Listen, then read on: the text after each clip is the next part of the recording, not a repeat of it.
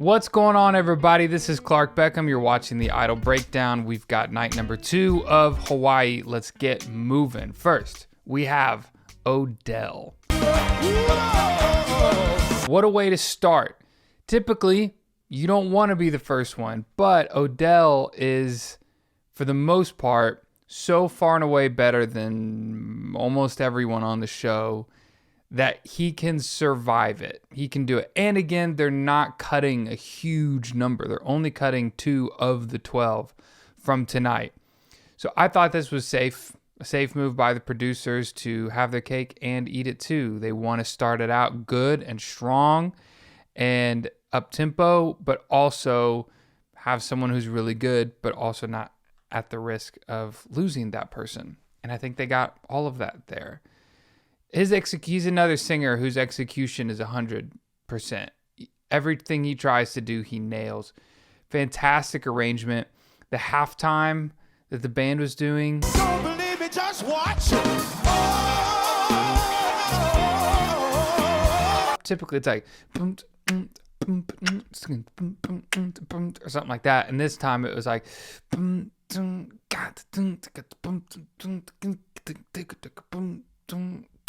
they called it halftime, and it just makes everything feel, it makes it feel like the bottom dropped out in the best way possible. The band was murdering especially the first third contestants, the first 4 contestants or so. The arrangements were fantastic, and the band is mowing through these songs. Ellie. Man, I love Jelly Roll as a mentor. I think he's a perfect mentor. I was sold right when he came in and said, I'm not into the X's and O's. We're going to talk about connecting to the heart of the song, the spirit of what the song is saying, how to tell the story, how to feel it. I'm like, that's it. That's all that really matters. Later, Lionel says, if you feel it, then we will feel it too. And that's the truth. So we have a superstar mentor in Jelly Roll. He's like a runaway train when he gets excited. He starts talking like this, and then he starts talking like this, and then he starts talking like this, and brings up another point, and then tags it really nice with a bow at the end. It's like every time he opens his mouth to talk, it's in that format. The band is coming in, and they're crushing this song too. Last night, I over and over said how when the band comes all the way in and it's like this jam bandy, like, woo, I see you drive around town with, and I'm just not into it. I don't know why. I think I actually do know why. But I was into it tonight because someone in the watch party said that it sounded mixed better. Mixing is when you take all the sounds that are coming from every instrument, every vocal, and you try to make it sound as good as it possibly can together. Not just volumes, but tons of things like reverb and EQ, and you're literally fitting it in its own place in the frequency that you're listening to. So a good mix means you can hear every single instrument, every voice has room for it. It has its own place in the frequency that you're listening to, and it feels very clean and clear. When a band like this one is playing in their bag, like in the stuff that they do best, it accomplishes that same goal, even if the mix is the same, or even if the mix is bad. Every player, every instrument has its own place, and they fit so well together playing these up-tempo, funky songs and arrangements that the band just sounds better. So if the band's going to play, I want them to be playing. Like, let's accent and bring to the song, and that's exactly what they did. Ellie, I thought, gave us some of the most rich belting tones that we've had of anybody from the whole season. I thought her voice was thick, and I already said the word rich, but there just isn't another word that's better than that. And I'm thinking, where did she come from? Why have I not had my eye on her? That's the best I've ever heard her sound. Mackenzie Soul. I still Again, the arrangement was sick. I'm curious how it was arranged as far as who did it. Because he came in with Jelly Roll like, I want to do the song in a way no one's ever done it before. And I wonder if he had the idea himself or if he got it with his coaches or if Chris Pooley figured it out. I don't know, but it was a brilliant arrangement. It's the best I've ever heard him sing on this show. The falsetto notes were super clear, like making me jealous and angry. Clear, clean. The tone of his falsetto is so nice and strong. You don't have to make it just soft, frilly sounding. Like you can actually bring some meat into your falsetto, and that's what he's doing. Now, the run at the end, and he's still doing this. I wish he would place his notes. I wish he would plant his notes instead of doing the run thing. And that's how I feel like it's going through his head. Like he sings a high note, still get jealous. And it's like, I don't know what those notes were. It was a run thing, and he does it cleaner than what I just did. But it's so fast, and it doesn't seem intentional. It just goes right over our head.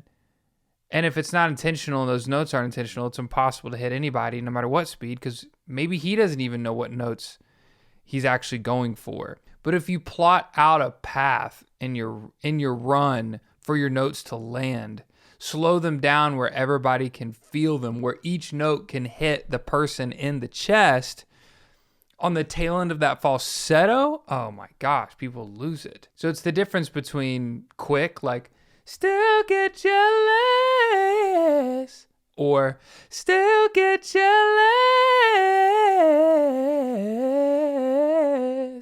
Speed up, slow down, take the notes, let them land, slow down, pick some more. That's the stuff where, almost think of it as like a basketball player doing a hesitation move when they're speeding up and slowing down, and then they cross over and they step back and they come forward. That's kind of what you can do with the run. I've been watching March Madness like crazy. Jennifer Jeffries. I think this is the best she's done too. It's a pattern tonight. In general, this group kicked the other group's butt. Jennifer Jeffries, when she started singing in the pre-performance video package, I was reunited with the voice that she uses when she pushes really hard, and it makes me uncomfortable. It just sounds painful. But when she actually performed, she showed us some beautiful notes, really deep, sweet range that she has, some low notes that were really nice. And then when she went up and started to push in her chest voice, didn't bother me at all. I liked it. I think she's set. I think she's got her fan base. I think she's got her career. I think it is blatantly obvious that she sounds exactly how she sounds, and that's how she's going to stay. I do, however, think it's possible she could be in trouble for this cut. I got to be honest with you. We had a ball last night. One of my favorite watch parties ever, and live Q&As ever. I actually opened up the watch party to all people. Anyone who wanted to be a part and watch the watch party, they could do it. You can still go check it out on my channel. If you want to be a member, if you want to finally make that jump, it's only $5 a month, and you get access to this watch party where I watch American Idol and I live stream myself watching it, and then we talk between the commercials to each other. Emmy, I feel like I could actually say this about every person, and I promise you it's true. I think this was Emmy's best performance by a mile. I loved this. Great execution. And what I mean by execution is there's a moment to be had. There are notes to be sung in this arrangement. Here it comes. Out of 10, how did you nail it? And she was a 10 out of 10 in those moments. She had moments all over the song. I love this performance. The accordion. Now, Chris Pooley is one of the greatest in the world at what he does. But it almost feels like, if you ever, I don't know, had a speech or something in class, you're supposed to do a report, and your friend's like, hey, I bet you won't use the word icicle somewhere in your speech or in this conversation. Like, try to fit icicle in there. I feel like that's what accordion is. I feel like he's got some musician buddies. They're like, yo, try to fit an accordion in one of the Idol songs. Now, did it sound bad? Of course not, because he's playing it, so it's always going to sound good. It was just like, I don't know. Is that the first choice? You guys tell me. Maybe I'm being too nitpicky. Aji. Another great performance. They're just knocking them out. They're just stepping up to the plate and hitting home runs over and over and over again. However, I personally didn't love the reggae break. It felt like an emotionally connected song. And then all of a sudden, hey, let's do a do American Idol Hawaii. Boom, ding, ding, ding, dong, dong. Felt totally disconnected to what the song was trying to communicate. Overall, though, he showed a lot of range, and I don't mean high notes. I mean, because usually that's what he does. He does high notes with rasp, and they're really good, and he's got swag when he does it. This time, he showed us a lot more. Showed us a lot of great, beautiful, smooth, like R&B tone and dynamics with some of that rasp that we have grown to love. Kennedy. Should we just rewind and listen to what I said earlier? It's the best she sounded as well. I didn't know she could sing like that. Didn't know she could wail like that. Personally, I was surprised that she made it in the top 24. After listening to this, I'm no longer surprised. She sounded wonderful. I think she's also in trouble for this cut. I don't know. And it's tough because everyone tonight crushed it. Jack Blocker. Great song. Here's what I loved about Jack's performance. He didn't make it a big jam session. He just started acoustic guitar, and I was ready for him to finish the whole thing with acoustic guitar, and I thought he might. The band did end up coming in, but when they did, they were accompanying his guitar. They did not take the driver's seat. The bass player just followed the bass notes that he was playing on the guitar, some chimes, some little cymbals, some just accents here and there, but his guitar and his voice, what started the song, continued to be the driver of the arrangement. And because of that, it was this beautiful performance and my favorite from him, the best I've heard him sound as well. Last week, I challenged you guys if we could get to 80,000 subscribers. Didn't even get close. We got 386 new subscribers, which is great. 386 people that we never had before. If we can get to 80,000, I'm going to do one of the things in the comments that people are telling me to do at 80,000. One was dance, which please, let's get more creative. I also just hate dancing, which I probably shouldn't have told you. And the other one I saw was like review my own Idol performances, which is a little terrifying as well. But whatever, I'm here for the cause. Roman. Thank you, baby. Take some time and stop. Man, dude, I think every single person that has sung, besides Odell and Roman, did the best they've ever done tonight, or as you're watching this, last night. And it's only because Odell and Roman always do stuff like this. They're always this good. Roman's come together performance was pretty spectacular, especially how he fell down on the ground at the end of Hollywood Week. But this arrangement was so dirty. And I feel like he's creating a new genre of music altogether. Because when he first started his audition, I remember thinking, and I told you guys, I don't think this guy can just do, what is he going to do, gospel the whole time? American Idol's not looking for a gospel singer. There's only so many songs you can just turn churchy. But it doesn't sound like someone making this oldies song, this James Taylor song, into a church song. It sounds like R&B, soul, funk, and then he just sings like a gospel singer. And it's sick. My favorite part was the soft stuff. I just want to stop and tell you, baby. That stuff, when you have so much adrenaline and everything is, lights are on, cameras are on, crowds going, action, you've been preparing for this, here it comes, got big cuts coming up, no pressure, ready, sing. To have the wherewithal and the comfortability to take your foot all the way off the gas pedal and come in sweetly with the same like sneaky dynamic that the band is on that section. Man, that was my favorite part of the whole performance. And in the end, he just timing his runs incredibly well, right for the pinnacle of the run to land at the exact same time the band hits. Incredibly impressive from Roman. K-Blocks. I wasn't sure if I was going to love what K-Blocks did, but I was sure that I was going to be entertained. That remains true, that I was entertained. I think she struggled on that note that Jelly Roll might have been warning her about. Was a really hard note because it was a key change too. So you have to be perfect. A key change or any dissonant weird note, you have to be right in the center of the note or it's going to sound extra off. And unfortunately, she missed that note. Straight up just missed it.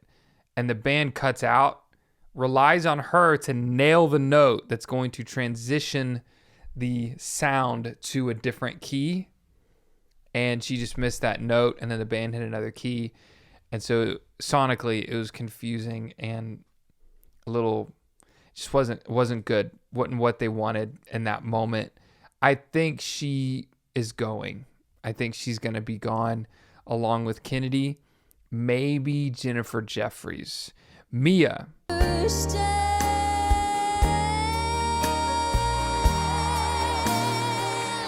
Oh my. I was ready to just let it all out and just weep when she was talking to Jelly Roll and he started crying, talking about how he lost his dad 5 years ago. There are some things that will just pierce straight through all the pomp and circumstance, the veneer of we're on TV, where life gets real and there are two humans connecting emotionally, and all of a sudden you start to just see the people that are interacting with them, that are relating to them, that have also had people very, very close to them pass away. And there's just some deep sense of humanity that we are connected with that is really special, that transcends, like I said, all the pomp and circumstance of the television show. And that's exactly what happened in this moment. She's got my favorite tone of any voice on the show this season. I would rather listen to her voice than anybody else. If I want to be entertained and shocked and like hype, it might be Roman. But if I'm just looking to hear the sound of vocal cords, her vocal cords are the ones I want to listen to. Her mom was, I'm telling you, I could tell she was just a hair away from losing it on side stage. I think if someone would have bumped her, she might have just started bawling her eyes out. I mean, you could tell the emotion was just under the surface. And then when Mia, she held it together the whole time, and then right at the end, the last line gave that emotion. Saw her mom really about lose it. I almost lost it. I was ready, dude. I wish I would have. Hindsight, I had the watch party. I was being live streamed. People could see me.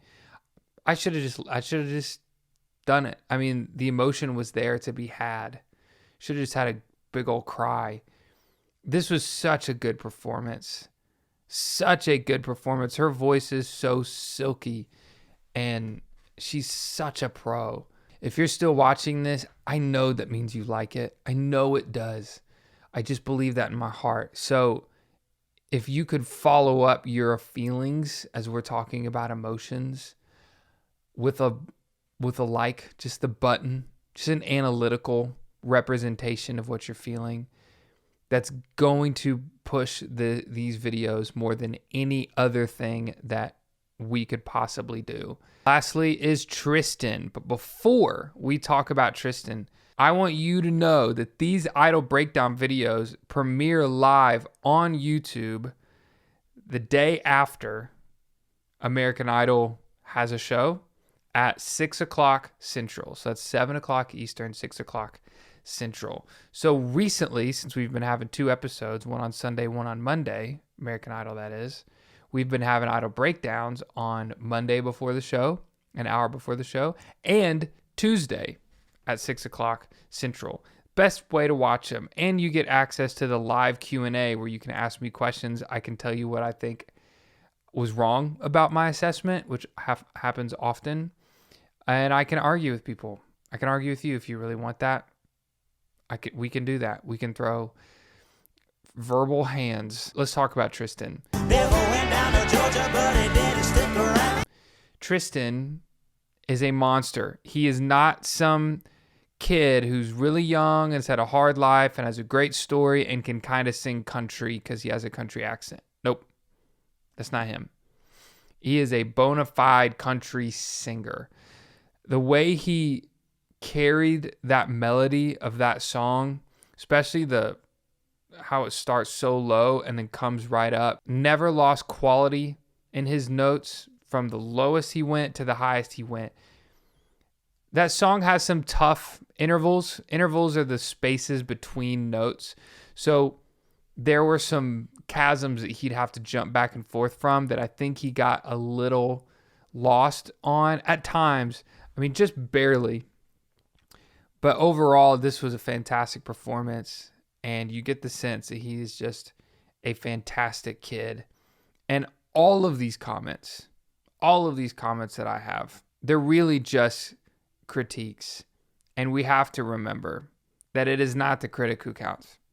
Not the man who points out how the strong man stumbles or where the doer of deeds could have done better. No, the credit belongs to the man who's actually in the arena, whose face is marred by dust and sweat and blood, who strives valiantly, who errs and comes up short again and again, because there is no effort without error or shortcoming.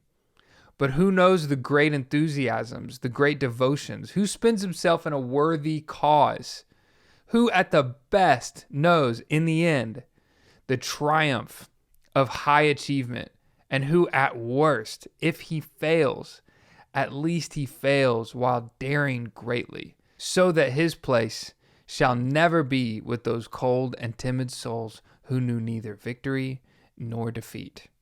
Thank you guys for watching. If you're watching in the premiere, you can hit that live stream link to the Q&A, and I'll see you there.